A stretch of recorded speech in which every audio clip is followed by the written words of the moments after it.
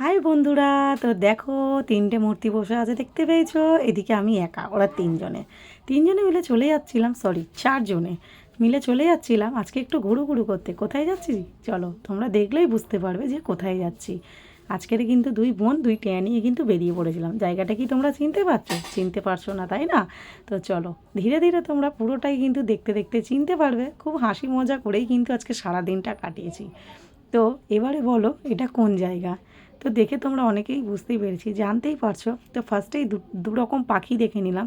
এবারে কিন্তু আগে লাঞ্চ করে নেবো, কেন অনেকটা বেলা হয়ে গিয়েছিল।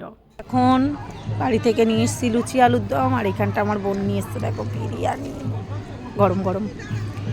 বাবা আমাদের চিকু খাচ্ছে দেখো এখন গাইস। আমার বোন এখন খাবে, তোমরা সবাই তাকিয়ে থাকো।